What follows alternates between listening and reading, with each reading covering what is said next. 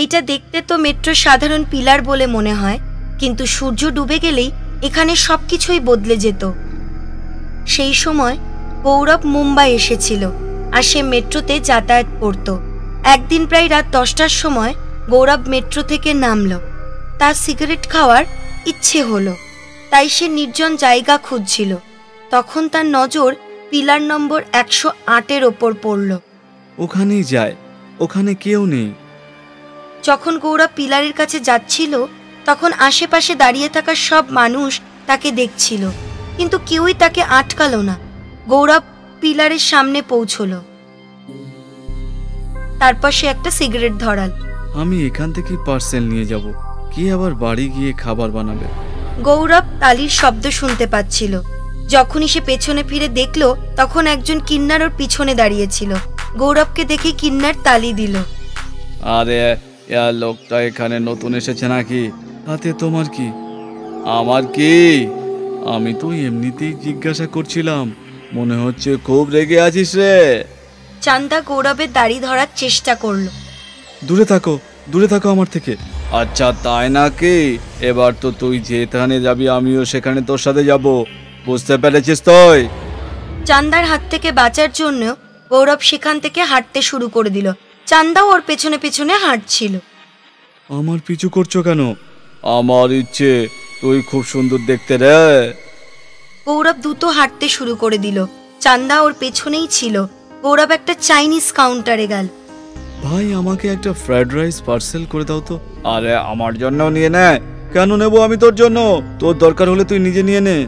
গৌরব চান্দার ওপর চিৎকার করছিল, কিন্তু চাইনিজ কাউন্টারওয়ালা তো চান্দাকে দেখতেই পাচ্ছিল না। সে বেচারা বিরক্ত হয়ে যাচ্ছিল যে গৌরব আসলে কার সাথে কথা বলছে। তুমি কার সাথে কথা বলছো ভাই? এই যে আমার পেছনে যে কিন্নার দাঁড়িয়ে আছে তাই না, ওর সাথে। কোথায় কিন্নার? এখানে তো কেউ নেই। কি বলছো ভাই? তুমি এত বড় একজন কিন্নারকে দেখতে পারছো না? এখানে যখন কেউ নেই তাহলে আমি কি করে দেখতে পাবো? কাউন্টারওয়ালা ফ্রাইড রাইস প্যাক করে দিল আর গৌরব পার্সেল নিয়ে এগিয়ে গেল। চান্দা তখনও ওর পেছনে ছিল। কিছুটা গিয়ে গৌরব আবার দাঁড়ালে সে ঠিক করে নিল যে চান্দাকে তাড়িয়েই ছাড়বে। কে তুমি? কেন আমার পেছনে আসছো? এইবার কাজের প্রশ্ন করেছিস। আমি চান্দা। তুই তো এতক্ষণে নিশ্চয়ই বুঝতে পেরে গেছিস যে আমি একজন কিন্নার। সে তো বুঝেছি আমার পিছু কেন করছো। তুই একটা গল্প শোন, তাহলে আমি আর কখনো তোর পিছু করব না। আমি তোমার গল্প কেন শুনবো? আমার কাছে তোমার জন্য সময় নেই। আমার পিছু ছেড়ে দে, বুঝেছিস? গৌরব রেগে গিয়ে হাঁটতে শুরু করলো। কিছুক্ষণ পর সে ভাবল, আমি যদি দৌড়াতে শুরু করি তাহলে মনে হয় আমার পেছনে আর আসবে না। তারপর গৌরব দ্রুত দৌড়তে শুরু করলো। চান্দাও ওর পেছন পেছন দৌড়চ্ছিল। ক্লান্ত হয়ে গৌরব থেমে গেল। সে হাঁপাচ্ছিল। আরে আমার মা, আমার পিছু করা বন্ধ করো।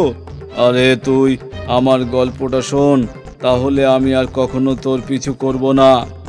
গৌরব ভেবে বলল, ঠিক আছে বলো, কি বলার আছে তোমার? 2 বছর আগে একজন কিন্নার মুম্বাইয়ের ট্রাফিক সিগন্যালে ভিক্ষা করত। সেই সময় সে খুব আনন্দে ছিল, মনের খুশিতে সবাইকে আশীর্বাদও করত। হে ভগবান, সব মনস্কামনা পূরণ করুক, তোর ভালো হোক। সেই কিন্নার গরিবদের সাহায্য করত। সব কিছু ঠিকঠাকই চলছিল। মুম্বাইতে মেট্রোর কাজ শুরু হয়ে যায়। মেট্রোর পিলারের জন্য বড় বড় গর্ত খোঁড়া হচ্ছিল।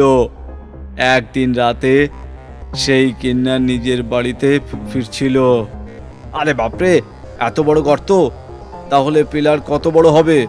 ওই কিন্নার গর্ত দেখছিল। হঠাৎ ওর চোখে জেসিপির আলো এসে পড়ল। আলো এতটাই তীব্র ছিল যে কিন্নার কিছুই দেখতে না পেয়ে ওর পা ফসকে গেল।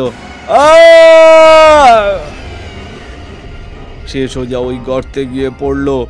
ওর চিৎকার শুনে জেসিবি ড্রাইভার আর একজন শ্রমিক দৌড়ে এলো সেই সময়। আরে বাপরে, ওর শরীর তো রড ঢুকে গিয়েছে। এটা কি করে দিলাম আমি? হে ভগবান! কিন্নার যন্ত্রণায় ছটফট করছিল। বাঁচাও, বাঁচাও, আমাকে বাঁচাও, কেউ তো বাঁচাও। ওই ড্রাইভার আর শ্রমিক খুব ভয় পেয়ে গিয়েছিল। এবার আমার বিরুদ্ধে মার্ডার কেস হবে আর আমার বিরুদ্ধে অসাবধানতার জন্য আমিও ওই ব্যারিকেড সরিয়েছিলাম।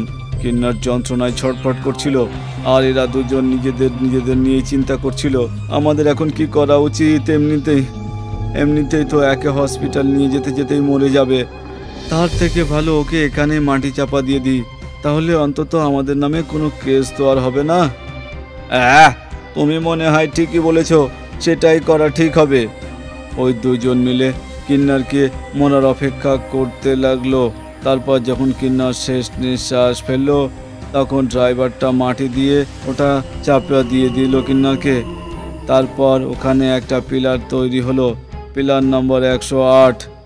শোনা যায় এখনও পিলার নম্বর 108-এ ওই কিন্নার পিচাস বাস করে। ওই কিন্নার ওইখানে দাঁড়ানো সব মানুষের পেছনে পড়ে যায়, তারপর তাদের পিছু করে, যেমন তুমি আমার পিছু করছো। একদম ঠিক।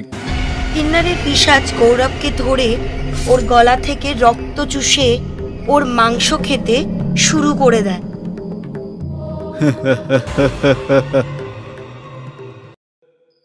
এইটা দেখতে তো মেট্রোর সাধারণ পিলার বলে মনে হয়, কিন্তু সূর্য ডুবে গেলেই এখানে সবকিছুই বদলে যেত। সেই সময় গৌরব মুম্বাই এসেছিল, আর সে মেট্রোতে যাতায়াত করত। একদিন প্রায় রাত 10টার সময় গৌরব মেট্রো থেকে নামল। তার সিগারেট খাওয়ার ইচ্ছে হলো, তাই সে নির্জন জায়গা খুঁজছিল। তখন তার নজর পিলার নম্বর 108-এর ওপর পড়ল। ওখানেই যায়, ওখানে কেউ নেই। যখন গৌরব পিলারের কাছে যাচ্ছিল, তখন আশেপাশে দাঁড়িয়ে থাকা সব মানুষ তাকে দেখছিল, কিন্তু কেউই তাকে আটকালো না।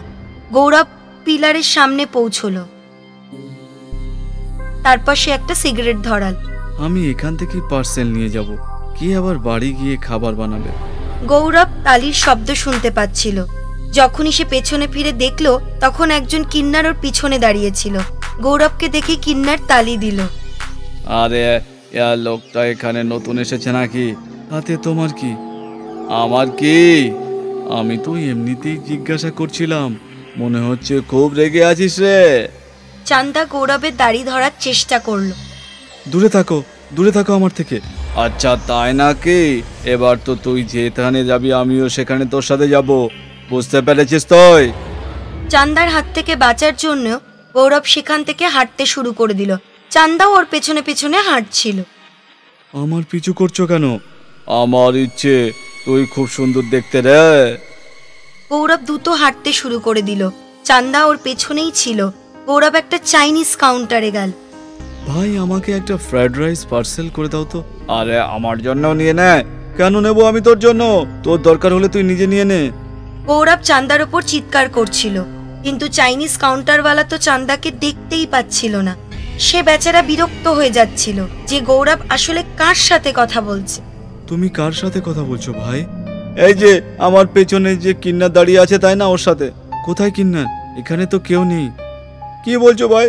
তুমি এত বড় একজন কিন্নারকে দেখতে পারছো না? এখানে যখন কেউ নেই, তাহলে আমি কি করে দেখতে পাবো? কাউন্টারওয়ালা ফ্রাইড রাইস প্যাক করে দিল, আর গৌরব পার্সেল নিয়ে এগিয়ে গেল। চান্দা তখনও ওর পেছনে ছিল। কিছুটা গিয়ে গৌরব আবার দাঁড়ালে সে ঠিক করে নিল যে চান্দাকে তাড়িয়েই ছাড়বে। কে তুমি? কেন আমার পেছনে আসছো? এইবার কাজের প্রশ্ন করেছিস। আমি চান্দা। তুই তো এতক্ষণে নিশ্চয়ই বুঝতে পেরে গেছিস যে আমি একজন কিন্নার। সে তো বুঝেছি আমার পিছু কেন করছো। তুই একটা গল্প শোন, তাহলে আমি আর কখনো তোর পিছু করব না। আমি তোমার গল্প কেন শুনবো? আমার কাছে তোমার জন্য সময় নেই। আমার পিছু ছেড়ে দে, বুঝেছিস? গৌরব রেগে গিয়ে হাঁটতে শুরু করলো। কিছুক্ষণ পর সে ভাবল, আমি যদি দৌড়াতে শুরু করি তাহলে মনে হয় আমার পেছনে আর আসবে না। তারপর গৌরব দ্রুত দৌড়তে শুরু করলো। চান্দাও ওর পেছন পেছন দৌড়চ্ছিল। ক্লান্ত হয়ে গৌরব থেমে গেল। সে হাঁপাচ্ছিল। আরে আমার মা, আমার পিছু করা বন্ধ করো। আরে তুই আমার গল্পটা শোন, তাহলে আমি আর কখনো তোর পিছু করব না। গৌরব ভেবে বলল, ঠিক আছে বলো, কি বলার আছে তোমার?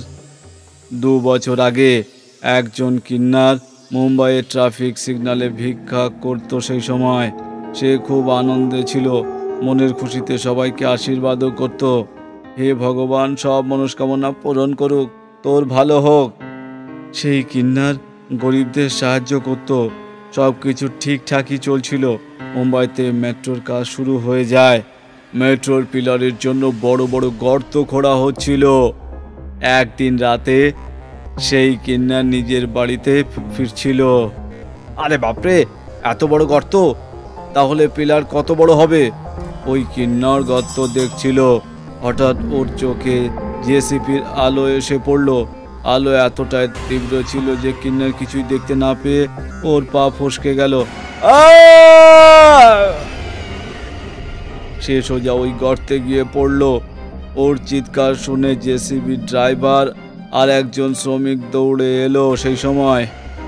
ওরে বাপরে, ওর শরীর তো রড ঢুকে গিয়েছে। এটা কি করে দিলাম আমি? হে ভগবান! কিন্নার যন্ত্রণায় ছটফট করছিল। বাঁচাও, বাঁচাও, আমাকে বাঁচাও, কেউ তো বাঁচাও! ওই ড্রাইভার আর শ্রমিক খুব ভয় পেয়ে গিয়েছিল। এবার আমার বিরুদ্ধে মার্ডার কেস হবে, আর আমার বিরুদ্ধে অসাবধানতার জন্য আমিও ওই ব্যারিকেড সরিয়েছিলাম। কিন্নার যন্ত্রণায় ছটফট করছিল, আর এরা দুজন নিজেদের নিয়ে চিন্তা করছিল আমাদের এখন কি করা উচিত। এমনিতেই তো একে হসপিটাল নিয়ে যেতেই মরে যাবে। তার থেকে ভালো ওকে এখানে মাটি চাপা দিয়ে দিই, তাহলে অন্তত আমাদের নামে কোনো কেস তো আর হবে না। তুমি মনে হয় ঠিকই বলেছ, সেটাই করা ঠিক হবে। ওই দুজন মিলে কিন্নারকে মরার অপেক্ষা করতে লাগলো।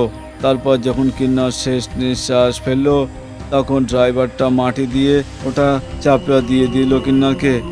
তারপর ওখানে একটা পিলার তৈরি হলো, পিলার নম্বর 108।